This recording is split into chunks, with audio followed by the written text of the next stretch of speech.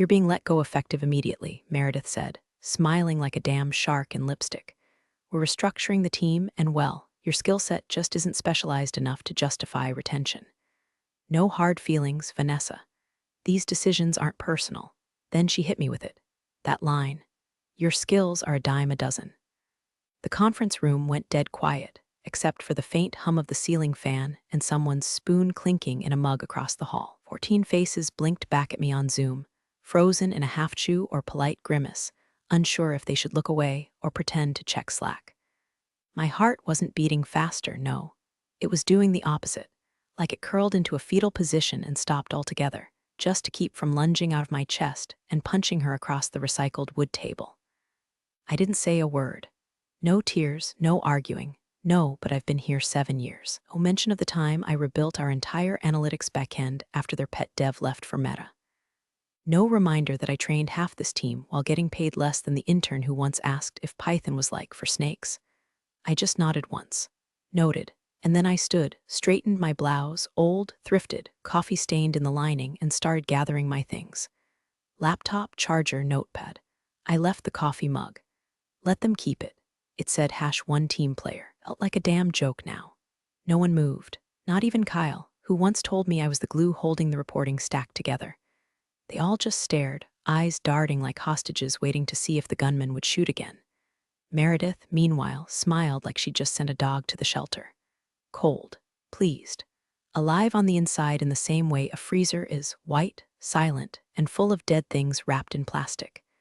As I walked out, she added with a little smirk, "Love IT revoke your credentials by end of day. If you could just leave your badge on the front desk, that'd be great." I dropped it on the counter as I passed, the clink of plastic on Formica echoing louder than her damn voice ever did. In the elevator, the silence hit different, the kind that comes right after a car crash. I wasn't crying. I wasn't angry yet. I was something worse. I was remembering how I'd been looped out of salary review talks last quarter due to seniority level. Remembering how Meredith once told me I was a stabilizer while promoting a guy who asked me how to merge a pull request.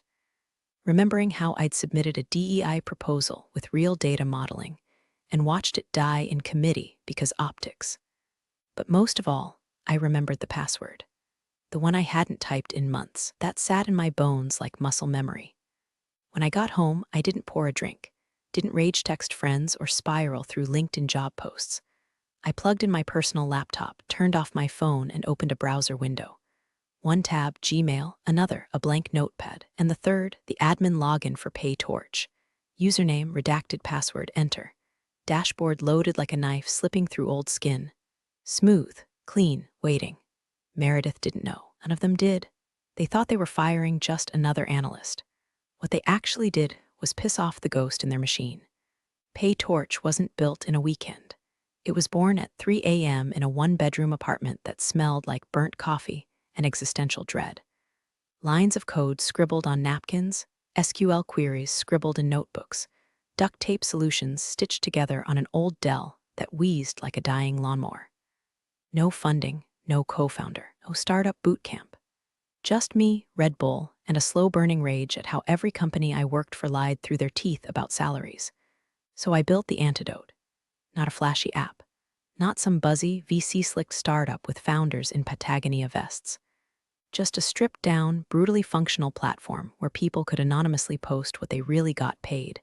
Title, years of experience, equity, bonuses, benefits, the dirty little add-ons HR never admits to. I coded every line myself. I built the crawler that scraped recruiter spam for salary ranges. I installed the encryption layer. I even forged the moderation AI, trained on every corporate PR statement I could find just so it could spot and delete BS in 5 languages. And I never attached my name. Even the moderators thought the admin was a collective. A myth, PayTorch ghost, they called it. Assumed it was a rogue techie. Others figured it was a disgruntled union. A few whispered it was built by a pissed-off ex-Google engineer who'd fled to Canada. It was none of those things. It was me, Vanessa, the dime a dozen girl who apparently wasn't worth a mid-year bonus. The admin dashboard loaded on my screen like a throne room. Black background, white text, minimalist, secure, beautiful, 5 million active users, 30,000 salary submissions last week. I watched the analytics pulse like a heartbeat. Then I clicked on the company's tab, typed in the name of my now former employer. There it was, their profile. Dozens of positions listed, salary ranges, bonus info, equity data. Hundreds of anonymous reviews from employees over the years, some good, some blistering, all of it honest. I hovered over the status drop-down. The options, active under review blacklisted, I didn't hesitate. I didn't monologue, didn't even blink. Click, blacklisted. A single confirmation window popped up. Are you sure you want to delist this employer from PayTorch? This action will render all their data invisible to users. Recruiters and job seekers will no longer be able to access compensation insights, negotiation benchmarks, or position reviews. Yes, the screen refreshed. Their company name turned gray. Their reviews and salaries collapsed like scaffolding yanked from under a building. The outside, it would look like they never existed, like a ghost town, like a black hole where a company used to be. They'd still exist in the code, of course, buried, dormant. I didn't delete anything. I'm not a monster. But no recruiter using PayTorch would be able to verify a damn thing about them. No job seeker would be able to benchmark offers, and no intern hoping to break into tech would see what their peers made inside those walls. To the public, it looked like the company vanished from the wage map. I leaned back in my chair. The silence in my apartment was thick, not heavy, not loud, just complete. No Slack notifications, no Zoom calls, no Meredith smirking through a webcam while pretending to empathize. Just me, my code, and a company slowly realizing the foundation had been pulled from under their feet. They fired me like I was nothing. But now they'd have to operate like they were nothing. 3 days later, the emails started stacking like bodies. Hi, Meredith, candidate for backend Roman 2 ghosted us, never showed up to the second round. Another drop-off, front-end lead, signed the NDA, then went radio silent. I just had a promising candidate say they weren't comfortable accepting an offer with no salary transparency. Any idea what she meant? Meredith responded like she always did, short, clipped, oozing fake confidence. Stay the course. A strong brand, probably just noise. But it wasn't noise. It was a pattern. And it was accelerating. By Thursday, 3 offers had been rescinded by the applicants. One of them even wrote a little thank you note that, if Meredith had actually read past the passive-aggressive pleasantries, was basically a middle finger in cursive. Appreciate the opportunity, but after speaking with a few current and former employees, decided to pursue a role with more clarity around compensation and growth. Best of luck in your hiring journey. Translation, I looked you up. I saw the hole where your soul should be. I'm out. Inside Slack, the recruiters were unraveling. One asked, innocently enough, if PayTorch was having system maintenance, because for some reason, they couldn't pull salary comps anymore. Another swore they were seeing cached pages that no longer loaded. Someone even joked that maybe they'd been shadow banned. Meredith replied with one sentence, "It's probably a tech glitch. Circle back in a week. A tech glitch." She said it like it was nothing, like a loose cable or an expired cookie. Like 5 million users hadn't just been cut off from the ability to even see her company.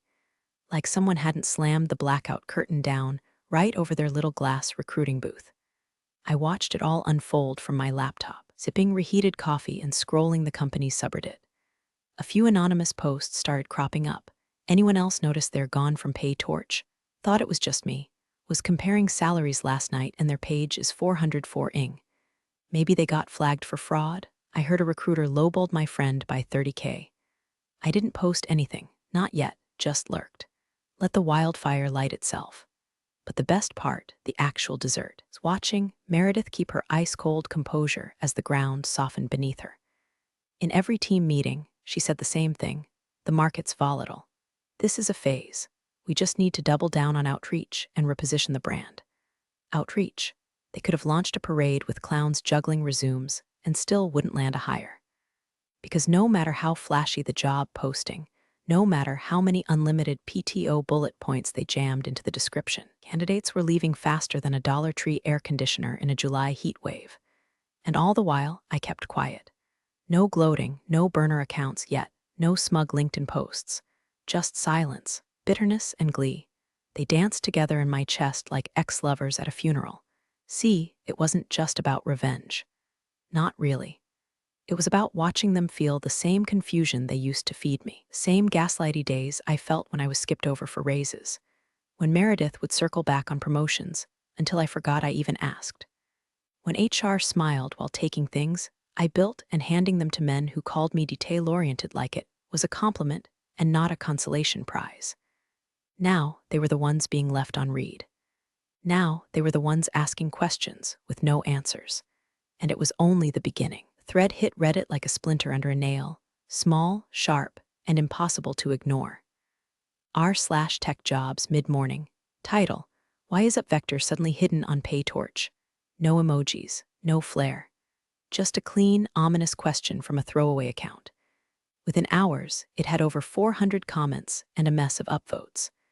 The kind of post you can feel vibrating under the skin of recruiters trying to pretend they're not lurking. People dove in like sharks at a Costco blood sale. I interviewed their last fall. Seemed normal until the offer came in, $82K for a mid-level back-end role.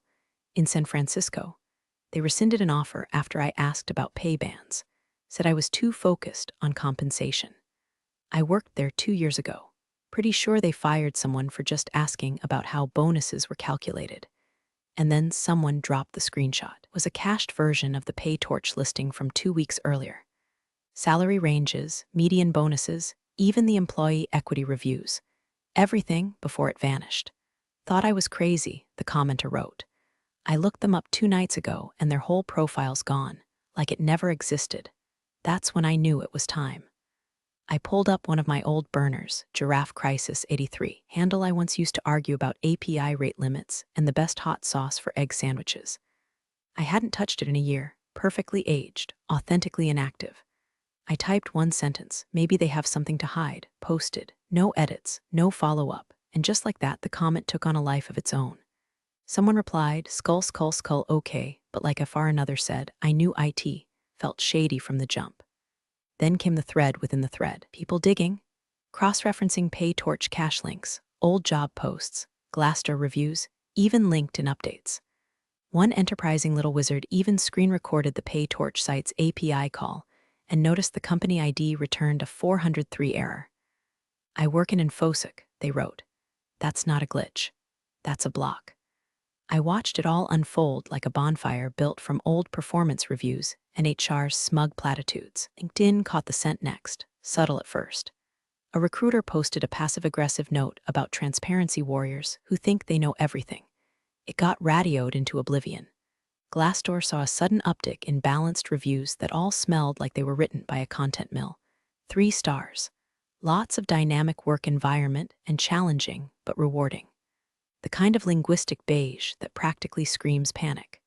But the real moment, champagne cork pop of vindication, came when the company's official Twitter account tweeted a meme about navigating job searches with confidence. Beneath it, a dozen comments asking, how should we navigate when your company ghosted from PayTorch? Confidence or concealment? Eyes, hey, do you offer dental and wage secrecy or just the latter? Meredith, I imagine, was still brushing it off. In her mind, it was probably some rogue mod at PayTorch, maybe a misconfiguration in their dev stack. She probably sent an email to their support address, marked urgent with the subject, listing visibility concern. I could almost hear her snapping at the recruiter team, telling them to refocus on sourcing quality candidates while the floor slowly gave way beneath them. But the thing about Meredith is that she only ever knew how to control what she could see. Slack channels, calendar invites, eye rolls in meetings. Was good at spotting things within her little fortress of beige carpeting and passive-aggressive email threads. What she didn't understand, what she never could understand, was how power flows underground. Through forums, through whispers, through ghost data and burned bridges and back-channel DMs between ex-employees who remember every cut, every insult, every lie dressed as policy. And now the whispers were becoming noise. Noise she couldn't mute. And I wasn't even done yet. Started with a spreadsheet. Nothing flashy. Just a clean, crisp Excel file titled Engineer Comp Q3 Internal Use Only XLSX. I'd saved it 2 years ago, back when I was asked to tidy up the analytics folder for director's offsite presentation. I remember opening it and feeling my face go hot. 2 columns side by side. Engineer name, base salary.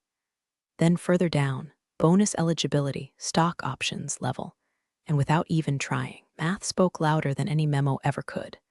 Guys hired straight out of boot camp were pulling 18% more than women with 3-5 years in seat.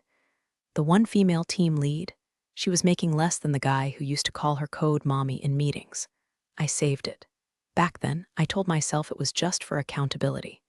Maybe one day, I'd bring it up through the right channels. File a concern. Have a mature discussion. Way they train you to believe HR is a neutral party and not just a corporate firewall in lipstick. Now it was a grenade. I redacted names, removed personally identifying info, stripped metadata and bounced it through 3 VPNs. Then, with the precision of a surgeon and the glee of a hitman, I timed the upload. Sunday night, 11:43 p.m. Prime doomscroll hours. I posted it in a private Slack group for tech salary transparency. Invite only, but heavily monitored by journalists and disillusioned engineers. Caption: Q3 2022 comp snapshot from a mid-sized company that rhymes with suck vector. Looks like performance-based pay, if your performance includes being named Jake. It didn't take long. By morning, it had leaked into the main salary transparency subreddit. One user connected the data to up Vector's old job listings. Another pointed out the exact dollar amount of discrepancy between 2 identical job titles. A former employee chimed in, can confirm, asked for a raise, was told we don't negotiate off-cycle. My male peer got an unscheduled bump the same month. Then came the second drop. This time, it was a PDF, an old offer letter for a DevOps hire who got a $15K sign-on bonus and an extra week of vacation due to exceptional potential. Had the female candidate's letter too. Same role, same title, no bonus. The only difference, her resume had better credentials. I dropped that one Tuesday afternoon, right in the middle of a live queue and a Meredith was doing on the company's internal culture hour. Her face on camera, trying to explain how we value equity not just in words, but in structure, while the Slack sidebar lit up with pings and DM groups buzzed like a kicked beehive. Senior engineer posted in the Hash General channel, can someone explain why comp transparency is a threat and not a value? Someone else replied with just a popcorn emoji. By Wednesday, a team lead quit, not quietly, publicly, in an all-hands, camera on, voice steady. I can't ask people to trust a company that treats pay like a poker game, she said, especially when the rules clearly change depending on what you look like. Then she left the Zoom. Just poof, left Meredith blinking like someone had yanked the Ethernet cord from her spine. The silence afterward was nuclear. Recruiting came to a standstill. Candidates started asking for specific pay band data before even agreeing to a phone screen. One recruiter asked if they could soft pitch roles without mentioning company name. Meredith was spinning. She called an emergency meeting with legal and IT, demanded to know if they'd been hacked, if there was a breach. One had snuck into their SharePoint. They hadn't. There was no hack, no breach, just truth. Truth pulled from dusty folders, polished until it gleamed and dropped into the world like coins on a drumhead. She couldn't trace it, couldn't contain it, couldn't even figure out who was leaking what because the leaks weren't all from me. Other employees, current and former, started digging too. Quiet little emails, archived offer letters, screenshots of Slack conversations, things that had once made people roll their eyes and say, don't rock the boat. Well, the boat was swaying now. And Meredith, she was standing right at the edge. By Friday morning, Meredith wasn't just spiraling, she was calculating collapse. The air inside that office must have been thick with corporate sweat and unsent Slack drafts. Word had it she canceled all candidate calls for the week and demanded full visibility into internal document permissions, the ghost of Steve Jobs possessed by a mall cop. IT was summoned to her office twice before 10 a.m., and by lunch, she'd already accused 2 interns of leaking proprietary data for Internet Cloud. I wasn't there, obviously, but people talk, especially when fear sets in. She locked down shared drives, froze several team leads out of Confluence access, ordered one of the sysadmins to do a forensic sweep of outbound traffic logs for the past 90 days, told her it would take weeks. She told them they had 2 days or she'd restructure their entire department. That's when the Slack channels started going quiet, not because people weren't talking, but because they weren't talking in public anymore. Private group chats formed. Some people switched to Signal. A few even deleted company profiles altogether and started ghosting HR requests like they were haunted voicemails from a dead ex. And then, quietly, beautifully, someone cracked. A junior HR staffer named Elise, the one who used to refill the snack bar and hand out Wellness Wednesday bulletins like they meant something. She quit, just left. No 2-week notice, no exit interview, just a resignation email with the subject line, "Accountability isn't optional." Inside, one sentence: "If this place burns down, don't assume everyone inside tried to put out the fire." Hours later, I got a DM. And her email, no name, no emoji. Just the message: "We all saw what she did to you, thank you." I stared at it for a while, not with triumph, not with smug satisfaction, but with this strange, stunned ache in my chest. Like I'd been holding my breath for 2 years and someone finally whispered, "You weren't crazy." It hit me harder than any revenge fantasy ever did. I never thought anyone in that building even noticed. I assumed they'd all drank the Kool-Aid and kept sipping while I was shown the door. But apparently, while Meredith was busy architecting her little glass palace of corporate lies, some people were scribbling escape plans on napkins. The funny thing is, I didn't need allies. Not at first. But now they were showing up like moths to a truth-shaped flame. Guy forwarded me a meeting agenda from an executive offsite where Meredith proposed limiting salary access to senior HR only to prevent transparency leaks. Another uploaded an audio recording of a meeting where a manager told a female engineer to stop comparing comp. It creates envy. A third shared a screenshot of an internal doc labeled Narrative Control Plan with bullet points like reinforce culture wins, downplay online sentiment, and identify employees who engage in toxic transparency. They weren't trying to fix the leak. They were trying to spin the flood. And every person who sent me something, every quiet ally, every whistleblower, every tired dev who'd spent 3 years thinking they were alone, they all shared the same tone, exhaustion laced with clarity. Not rage, not even rebellion, just people finally done pretending the house wasn't on fire while the CEO roasted marshmallows in the boardroom. And Meredith, she couldn't stop it. She thought if she just found the one mole, she could plug the hole. But she was hunting shadows in a house full of open windows. Every locked door she slammed just funneled more air into the blaze. She didn't know who I was, but worse, she didn't realize I wasn't the only one. They tried to relist on Monday. Some overworked middle manager in HR must have logged into PayTorch like a man stumbling through fog, dragging a new company profile template behind him. New branding, new tagline. A desperate little bullet point that read, "Committed to pay transparency and equity." I almost choked on my coffee. They thought they could outmaneuver the ghost with rebranding and a blue checkmark. Cute. The moment that request hit the back end, my little script caught it. Line 47. If company ID equals up vector right arrow status equals pending right arrow delay 99,999 minutes. Elegant, infinite, infuriating. Every time they tried to submit, the dashboard would smile politely and say, "Request pending. Please allow up to 72 hours for approval." And every 72 hours, the loop reset. No errors, no red flags, just limbo. They submitted again. And again. 4 attempts in a week, each one with slightly more desperate tweaks. They even removed the word up vector once and tried using UV TechWorks. Denied. The system still recognized their employer ID and bounced it right back into the void. Meanwhile, a whisper campaign lit up the consultant circuit. Turns out they hired a boutique compliance agency out of Austin, something with a sterile name like Equinix Partners or Signal Safe. Audit their digital footprint and restore public trust. Translation: please fix the mess we don't understand, without telling us how badly we broke it. The consultants poked around PayTorch's public API, sniffed some headers, ran DevTools diagnostics like tech exorcists fumbling through holy scripts. I watched the log pings in real time, sipping La Croix like I was courtside at a blood sport. Then one of them got clever. A senior engineer named Lewis, judging by the console fingerprint, finally cracked open the sandbox environment and pinged the relisting protocol. He saw what others hadn't. Not a glitch, not a misfire. A wall, clean, intentional, and handwritten by someone with full admin access. He ran a test submission through a spoofed employer ID. Worked like a charm, no delay, no timeout. Just green lights all the way down. Then he changed one variable, plugged in up vector's ID again. Loop. Tried to bypass it. Denied. Tried to escalate to mod level override. Denied. He even tried submitting under a new domain, upvector jobs, with a brand new IP. blocked in under 0.03 seconds. That's when the internal Slack lit up. Lewis says this isn't a systems issue.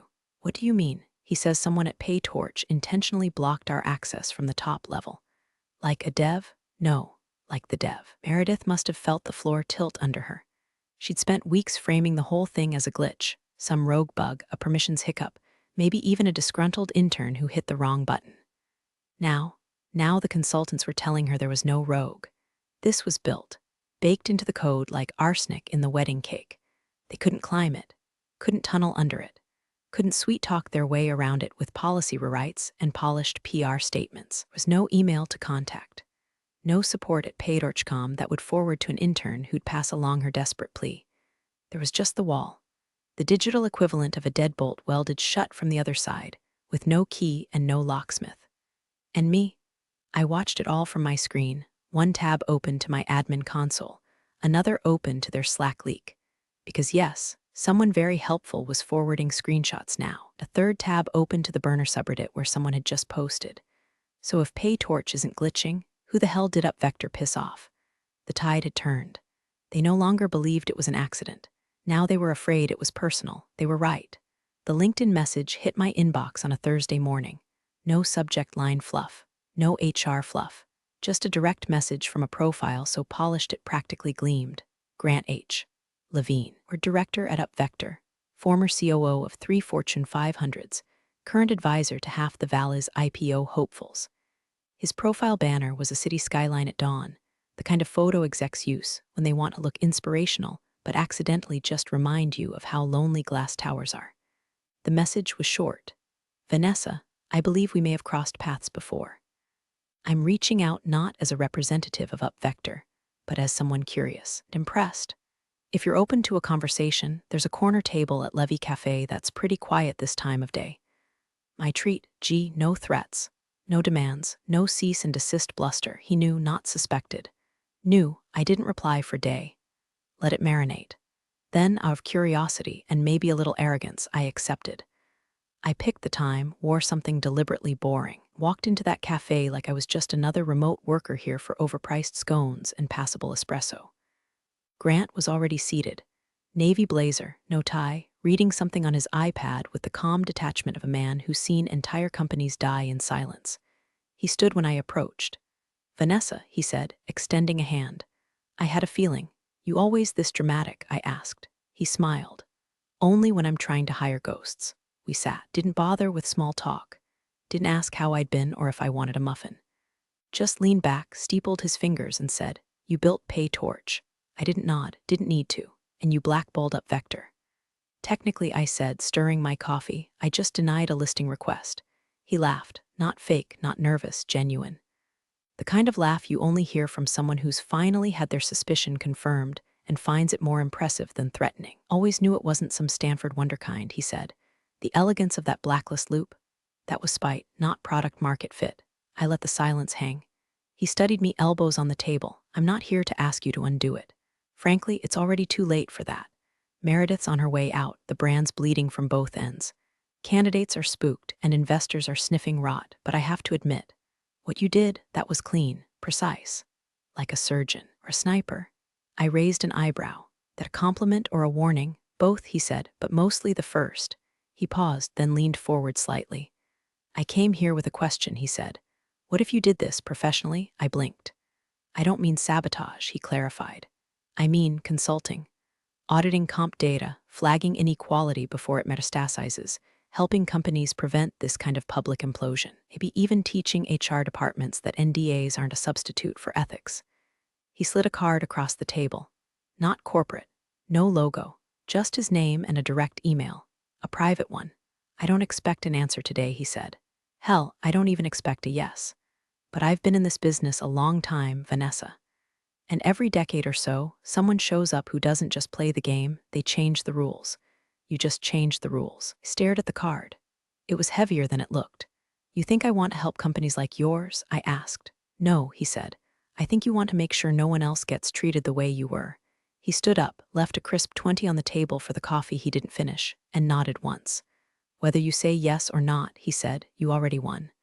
The only question now is what kind of victory you want it to be. He left. I sat there a while longer, watching the steam rise from my cup, his card burning a soft rectangle into my palm. I hadn't answered. But for the first time, the idea of coming out of the shadows didn't feel like surrender. It felt like choice. Meredith was terminated on a Tuesday. Not even a press release, just a cold internal memo with the subject line, leadership transition and organizational realignment. 2 paragraphs, 0 warmth. Effective immediately, Meredith A. Be stepping down from her role as VP of People Operations. We thank her for her service and wish her well in her future endeavors. Translation: she's gone. We're scrubbing her from the walls. The memo went out at 8:03 a.m. By 8:12, her calendar had been wiped. By 8:17, a recruiter posted a vague tweet about new beginnings. By 8:29, someone had already replaced her nameplate on the glass office with interim HR lead TBA. No goodbye email. No LinkedIn post thanking my amazing team. Just quiet footsteps and the slow, bitter thud of her professional reputation being shoved into a manila folder. I imagined she sat at her desk for a while, maybe still clinging to the idea that this was temporary, that she'd land a C-suite at a startup desperate enough to ignore the fallout. Maybe she was scrolling through job boards that morning, convincing herself she had options. Then the blog post went live. At exactly 9:00 a.m., I published it, under my real name, first time ever. Title: HR Can't Hide Behind NDAs Forever. It opened with a simple thesis: transparency is not a favor. It's not a perk. It's the bare goddamn minimum. I didn't name up Vector outright. I didn't need to. The story was told in patterns: how companies exploit silence clauses to suppress equity discussions, how culture is often weaponized to gaslight victims into compliance, how loyalty is extracted but never reciprocated. And then I laid it bare. I was told my skills were a dime a dozen, so I built a platform used by millions. I was fired without ceremony, so I pulled the curtain back on the stage they built on inequity. You can't redact what people remember. You can't fire the truth. The footer, signed, Vanessa Holt, creator of PayTorch. For years, PayTorch was faceless. Intentionally, it gave the data more power. But now the face mattered. Now people needed to see who'd been behind the curtain all along. It trended in less than 20 minutes. LinkedIn exploded. Reddit pinned the post to r/tech transparency. Glassdoor quoted it. Twitter screenshotted it and turned it into a rallying cry. DMs poured in, hundreds of them. Engineers, HR folks, journalists, some sharing their own stories, others just saying thank you like I'd cracked a code they'd been trying to write for a decade. And somewhere in a corner office with the blinds drawn too tightly and the fluorescent lights flickering just wrong, Meredith read it. I know she did, because someone from her department forwarded me a screenshot. Her standing over a half-emptied desk. Cardboard box half full, old mug, tension balls, a framed photo of her dog, and on her monitor, the blog post. My face, staring back from the author bio. Not smug, not vengeful, just real. The woman she dismissed in a meeting like an afterthought had just stepped onto a global stage and pulled the mic straight out of her hand. I hope she read every line. I hope she saw the comment section lighting up with truth bombs she could no longer contain. I hope she finally understood that HR isn't immune to reckoning just because they control the exit paperwork. And me. I closed the laptop slowly. The kind of close you do when you know there's no more hiding. Not because it's safe, but because you're finally ready to be seen. No aliases, no burner accounts, no more waiting. Just my name, my words, and the silence that followed when the last mask dropped. You're the real stars of the corporate jungle. Thanks for watching. Hit subscribe, or I'll flick the switch on your old cubicle memories.